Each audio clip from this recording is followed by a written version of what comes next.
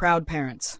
In a small, peaceful village nestled between rolling hills and lush green forests, lived a humble couple named John and Mary. They were not wealthy in material possessions, but their hearts were rich with love for their only child, a bright and curious boy named William. From a young age, William showed an insatiable thirst for knowledge, spending hours with his nose buried in books and asking questions that often left his parents scrambling for answers. John, a farmer, and Mary, a seamstress, worked tirelessly to ensure their son had the opportunities they never did. They scraped together their meager earnings to send William to the best school in the region, believing in their hearts that their son's potential was limitless. Despite the hardships they faced, John and Mary were content, finding joy in watching their son grow and learn. They encouraged William to dream big, often telling him, "You are destined for great things. My boy, we are so proud of you." As the years passed, William's hard work and dedication began to bear fruit.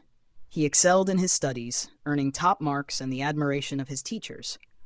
The village, too, began to take notice of the young scholar, and soon William became a source of pride for the entire community. He was known far and wide as the boy with a brilliant mind, destined to rise above the circumstances of his humble beginnings.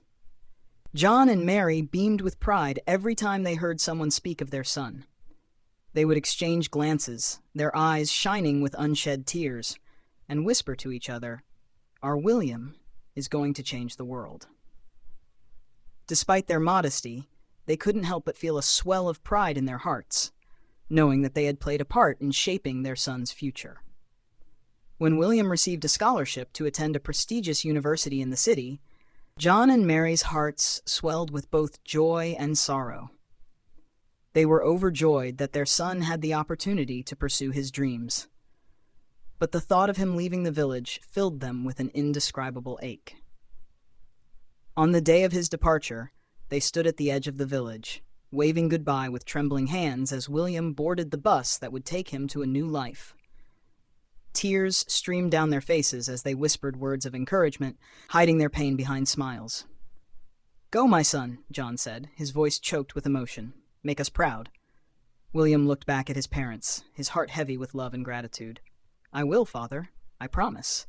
And with that, he was gone, leaving behind the only life he had ever known. Years passed, and William's success grew. He became a renowned scholar, his name known in academic circles around the world. But despite his accomplishments, he never forgot the sacrifices his parents had made for him. He wrote to them regularly, sending money to support them, and always ending his letters with the same words, "I miss you both, and I hope you are proud of me." John and Mary cherished these letters, reading them over and over again until the paper was worn thin. They were indeed proud beyond words. But as they grew older, they longed for nothing more than to see their son again, to hold him in their arms, and tell him how much they loved him. One winter evening, as the first snow began to fall, there was a knock on the door of their modest home. John opened it to find William standing there, a man now, with tears in his eyes. He had come home.